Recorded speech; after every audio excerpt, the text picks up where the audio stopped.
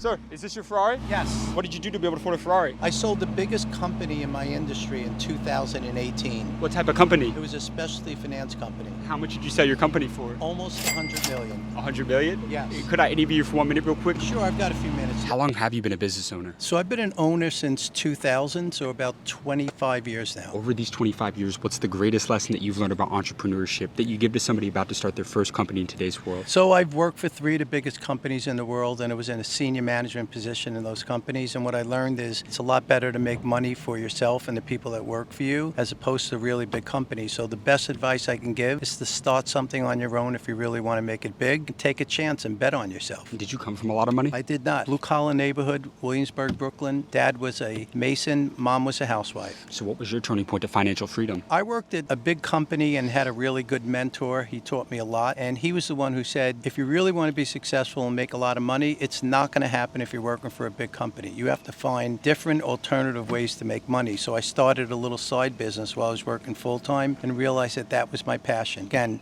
the message is betting on yourself. And what was the biggest risk that you took throughout your career? Biggest risk I took is probably one that I took in my early 60s, which is where I am right now, and that's raising a lot of money from people that trust me, millions of dollars, and being responsible for that. It was easy to do that when I was younger, but once things started to set in, the enormous responsibility to manage other people's money is something that's really important. So in your 60s, you're still taking risks? I'm still taking risk and I'm not stopping. As a matter of fact, we're starting a restaurant in about 2 weeks, and some people see one restaurant, I see a chain of restaurants. Whenever I do something, I try not to focus on the present, try to focus on the future and have a vision about what it's going to become in the future. And you're in the top part of the top 1%. What are you investing in right now in today's world? So they used to say it's 100 minus your age. I have a broker's license. I was on Wall Street, and 100 minus my age would mean I should only be 35% in equities. I'm 95% in equities. You're 95% in equity. Yes. So in the stock market? In the stock market, but I've also invested in a cryptocurrency fund, and I put a pretty significant amount of business in there, whereas,